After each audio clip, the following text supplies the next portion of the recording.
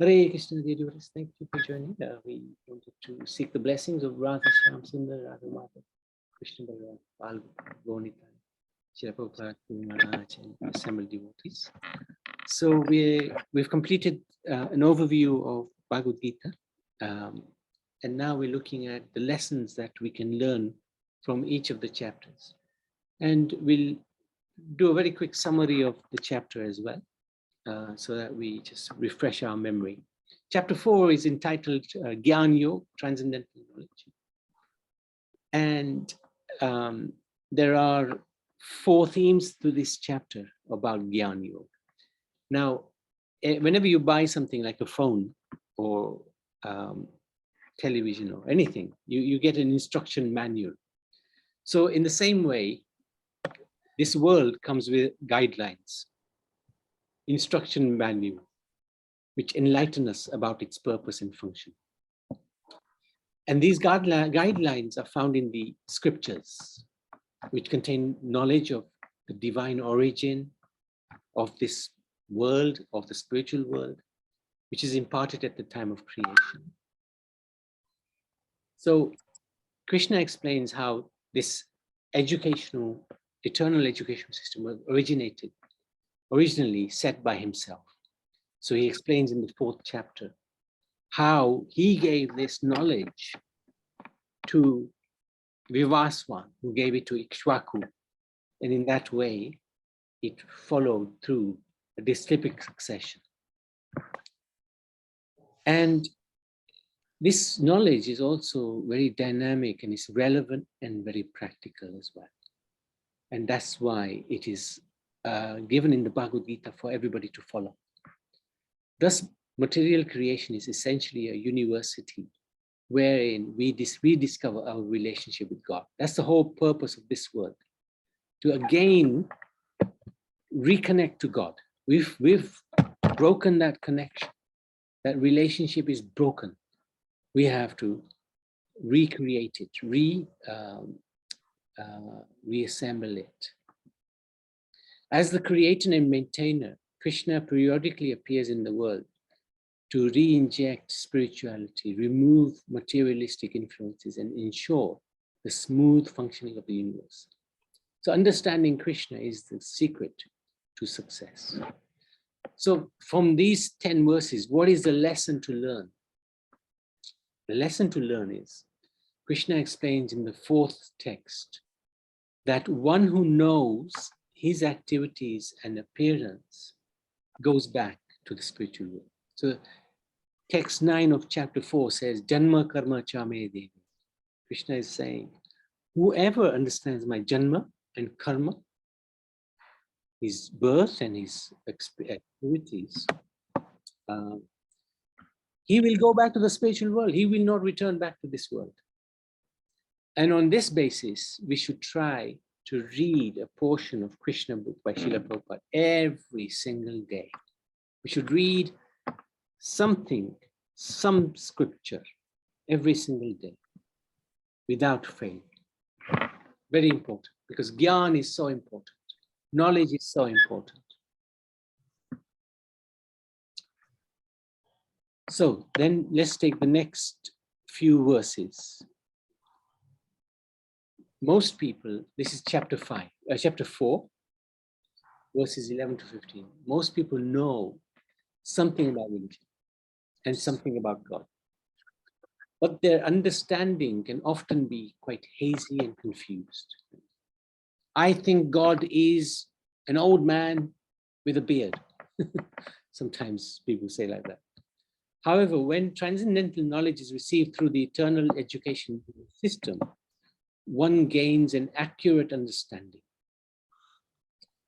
So when we have knowledge given to us in a disciplic succession through disciple and guru, or guru to disciple, then we'll have a better, accurate information. God is not an old man with a beard. He's a youthful, gorgeous, eternally 16-year-old boy. So in 3 verses, in these verses, Krishna clears up 3 common misunderstandings of Vedic spirituality. So, verse number 11, he addresses the misconception that all spiritual paths lead to the same destination. So often people will say, yes, you can worship anybody, you'll reach the same place. Rubbish. If you buy a ticket to go to Chicago, you go to Chicago. If you buy a ticket to go to London, you go to London. So if you worship a certain deity, then it is not necessarily that you will end up in the same place as everybody else. Krishna explains that while there is unity in diversity, there are also different gradations of spiritual elevation. Some take longer to reach him. So if we want to reach Krishna, we have to worship Krishna, who is the ultimate original supreme personality of God. If we worship a devata, we'll go to the devatas. It's very simple. Verse 12, it addresses this misconception that Eastern scriptures talk of polytheism. Often people will say, Hindus believe in many gods. But Krishna re-emphasizes the monotheistic stance. There is only one God. He's very, very clear on that. That one God can have many different names, and he can take many different forms, incarnations and avatars. And then finally, Krishna also addresses the concern that the caste system is unfair and exploitative. Krishna outlines the true criteria and purpose of such clarification. So Krishna explains that Chaturvidhi, Chaturyam, I've forgotten the verse now. He explains that the 4 divisions of society are created according to one's nature and karma, not birth. So very important to understand.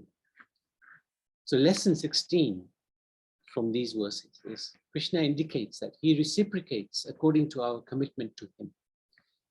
If we take 1 step towards Krishna, he will take 10 steps towards us. The more we connect with God, the more he connects with us. So it's very, very important that we make an effort to understand the Supreme Lord. That effort will be rewarded because Krishna will reciprocate, and he will, by his mercy, give us the ability to understand him. So now the next part, which is 16 to 24 of chapter 4 still. Karma means action, but it also refers to a universal law of nature. For every action, there's an equal and opposite reaction. So we believe in karma, we believe in reincarnation. Bad karma brings bad reactions and is thus obviously undesirable. However, Krishna further explains that even good karma should be avoided since it also binds one to material existence. Beyond good and bad are activities performed on the spiritual level. So we don't discourage anybody from doing good karma. It's good to do good karma, but we have to understand that good karma will still bind us to this world. We have to enjoy the fruits of that good karma. But there's another activity beyond good and bad. That's spiritual activity, based on the spiritual level. That is action that yields no material reaction and ultimately frees one from the anxieties and entanglements of this world. Such action is known as akarma. Krishna also explains the intricacies of karma are very difficult to understand. So often, a lesson to learn from this, we may be at the receiving end of rough justice. We might think, oh, why is this happening to me? This is so unfair. And we may feel aggrieved by other people's actions. And this can make us angry. But this injustice, we should understand, is likely to do with our previous actions, perhaps even in our previous lives. So we take responsibility for our predicament, understanding there is a reason for everything that happens. That will make us less bitter and better able to cope. So if something bad is happening to us and we don't understand, we take responsibility. Okay, it must have been something I've done in the past. Okay, let me go through the reaction. I will do my best to cope. And similarly, when good things happen to us, we don't complain, do we? When bad things happen, we always complain. So one of the instructions Krishna gives to Arjuna is be steady. When it's good, be steady. When it's bad, be steady. When it's good, don't get too joyful. When it's bad, don't get too morose. Be steady in both. It's a very important lesson. And then the last part of transcendental knowledge. In order to acquire, understand, and realize transcendental knowledge, one must make a sacrifice, right? Sacrifice helps define one's character, so one can become eligible to achieve his knowledge. Knowledge and impact of transcendental knowledge is as follows. Transcendental knowledge means we become self-realized. Even somebody who sins can cross beyond the ocean of material life and death on the boat of transcendental knowledge. Doubts can be slashed by the weapon of transcendental knowledge. So Gyan is so important. Gyan is so important. And the lesson to learn is, because Krishna says in this part of the Gita, one must take a spiritual master. One of the biggest sacrifices is to relinquish one's pride by humbly submitting oneself before the bona fide Guru. By faithful service and sincere inquiry within such a relationship, the heart becomes fertile ground for spiritual knowledge to blossom. So this is very interesting. Krishna explains this is the third time that he talks about Guru. Well, it's mentioned in the Gita. Dhatarashtra, in the first verse, he says, he submits to Sanjay, and then Arjuna submits to Krishna. And now Krishna himself is saying, take on a spiritual master who will give you the knowledge to get out of this material world. This is transcendental knowledge. Very, very important to understand this chapter. Okay. Anybody, any comments or any questions on this chapter?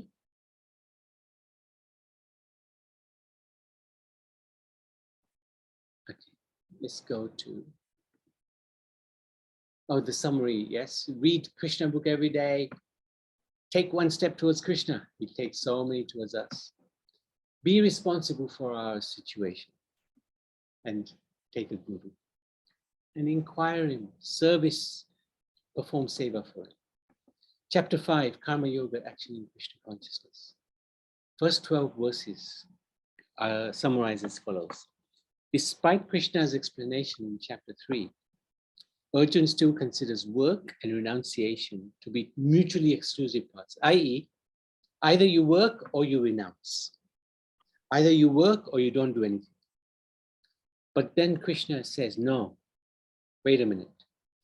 An individual who works in a spiritual consciousness is automatically elevated to the platform of renunciation.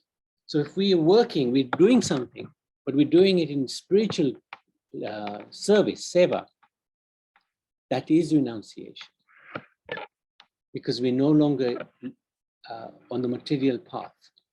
If one engages in righteous work, offer the results to God, and all the while keeps alert to the ultimate goal, such work becomes worship. For most people, it would be premature and detrimental to sever themselves from worldly relationships and duties in pursuance of spiritual perfection. So some people, they want to give up their material life because of frustration and take up God consciousness. That can be premature. And sooner or later, they may go back to their material life again. The path of Karma Yoga offers a progressive means of spiritual development while simultaneously staying in the. So this is very important to understand. Just like a lotus leaf is surrounded by water, but it's completely dry. So we can stay in this world, but remain completely free from its madness. This is very powerful. So lesson to learn. How to purify our work obligations. we should consider using a portion of the results in the service of God. So some of our salary or money we get, we can give to the Lord and his devotees. Rupa Goswami, of course, set quite a standard. He set a standard of 50% goes to the Lord, 25% for family, 25% is left for reserve. But we can do whatever is practical. We know situation is tough in this Kali Yuga. But give something to the Lord. Give something. Even if it's a little bit, it's okay. So summary of the next few verses in chapter 5. While living in this world, one can assume the mentality that we are the director, controller, and breadwinner. I.e., we are the doer. We do everything. But in reality, Krishna explains that there are 3 doers in every activity. The individual soul, but we can only do one thing. Icha. We can only have desire. What to speak of controlling the results of our activities? We are barely in control of even the physical and mental tools with which we perform those activities. So that's one doer. The soul who desires. The super soul is the main one. That desire is then sanctioned by God, who resides within the heart of the super soul. And of course, we have Prakriti, material nature. The ability to perform the activity comes from material nature. The devatas, because of the arrangement by the devatas, we are able to do, we think we are able to do something, because they make the arrangements. So lesson 20 is all about desire. Very powerful lesson. When we desire to buy something non-essential, think once, think twice, think thrice. Do we really, really, really need this item? Generally, we find that by the time we have asked this question ourselves, 3rd time, we decide that we don't need the item. This demonstrates that the soul can only desire. And also, we can control our desires. So we have to try to reduce our material desires and increase our spiritual desires. That is the purpose of spiritual knowledge, to reduce our material desires. I want this, I want that. No, but we increase our spiritual desire. I want to read about Krishna. I want to hear about Krishna. The more spiritual desires we have, the more successful we will be in connecting with God. So the next section, this advanced spiritualist. So this is from verses 17 to 28. This is very, very practical. Advanced spiritualist is able to see a spirit soul is present in all varieties of life, be it plant, animal, or human. And thus, utmost respect is given to every living entity. Because every living entity is of the same spiritual quality. They just have different bodies with different qualities. Why? Because of karma, because of our icha, desires, and because of our consciousness. That's what's separating us from the other living entities. Why somebody else is in a different position? Because of karma, desires, and consciousness. Thus, the spiritualist is not only free from racism, nationalism, ageism, sexism, but also speciesism. So the lesson, this is a powerful lesson. If we have prejudice against anybody due to the color of their skin, then it should be understood that we are in gross ignorance. So if we're thinking this is a black body, this is a black man, and he's like that. This is a white man, he's like that. This is a brown man, he's like that. This is a yellow man, he's like that. We're in ignorance because we're simply looking at the body. We have to understand the soul is completely spiritual. It's not black or white or brown or yellow. It is simply spirit soul. And everybody has the same spiritual nature. We just have different bodies because of our karma, desires, and consciousness. So if we discriminate against somebody because of the skin or color of their skin, we have a problem. However, we have also the opportunity to correct ourselves by remembering 518. And 518 talks about how the introspective sage sees with equal vision an elephant, a dog eater, a Brahman, a sage, like that. And then the final verse in chapter 5 is one of the most incredible verses.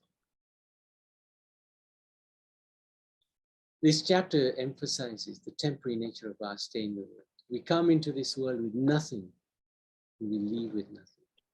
In the interim, our claim to proprietorship and attachment to various objects create fear, insecurity, and conflict. So change is a constant theme in this world. Everything changes in the material world.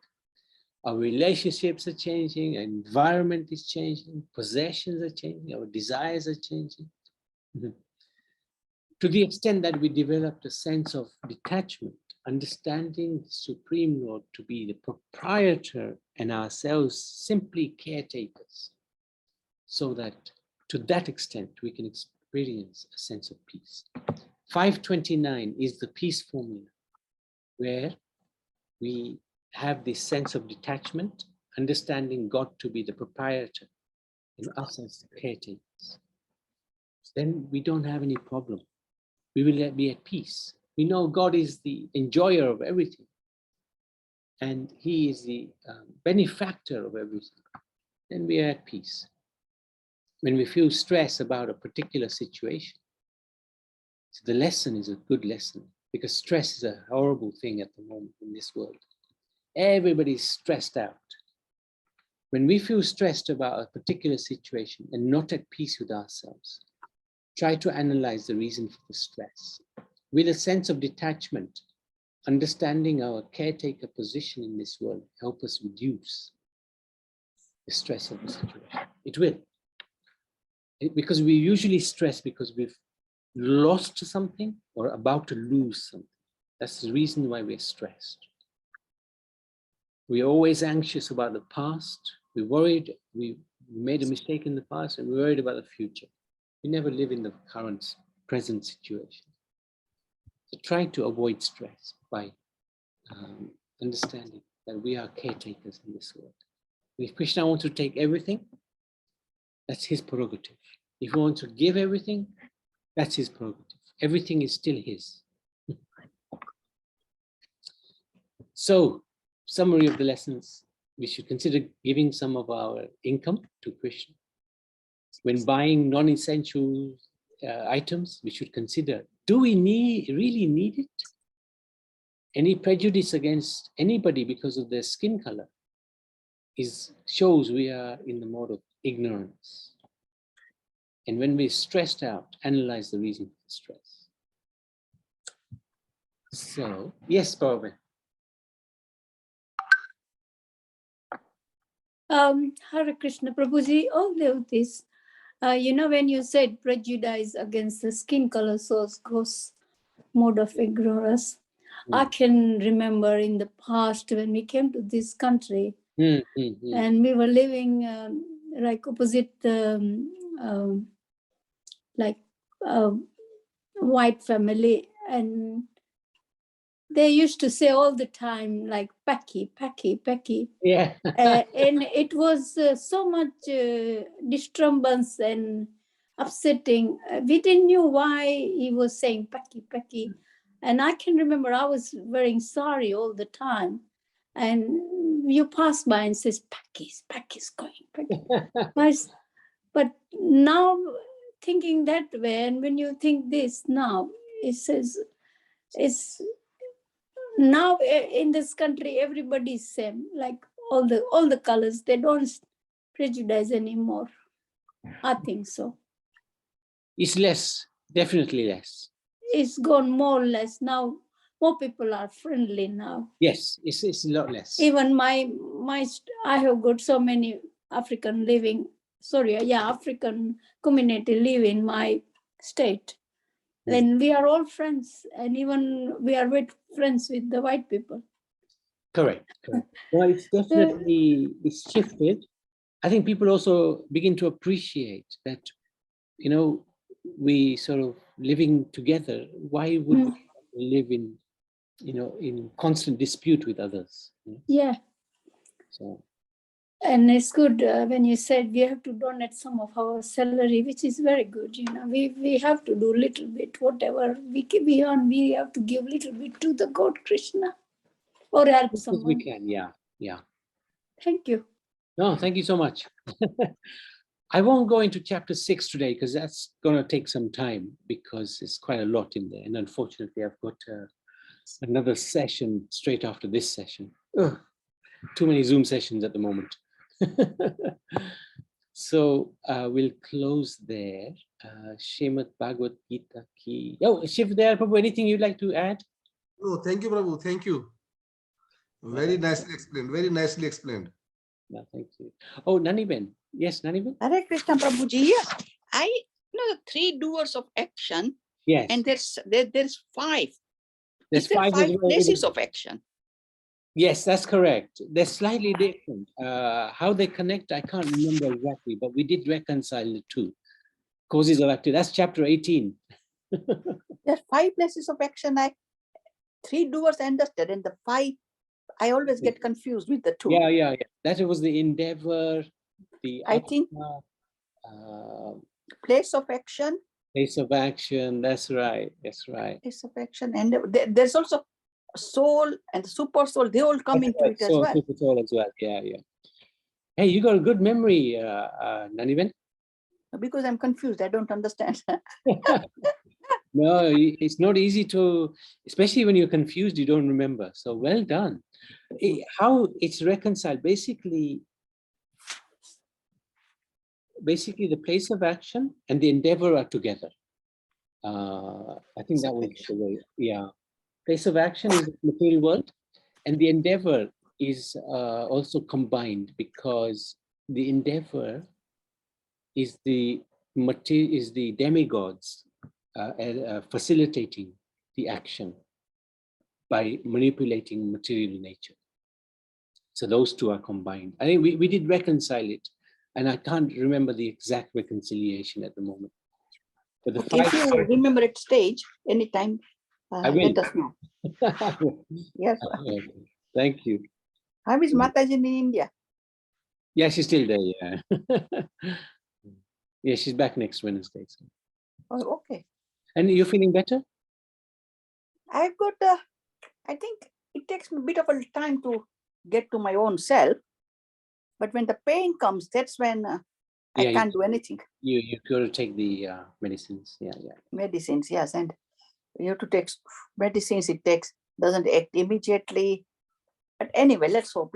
I've been told that it's all going to take 3 months. It takes time. It takes time, so I can't complain.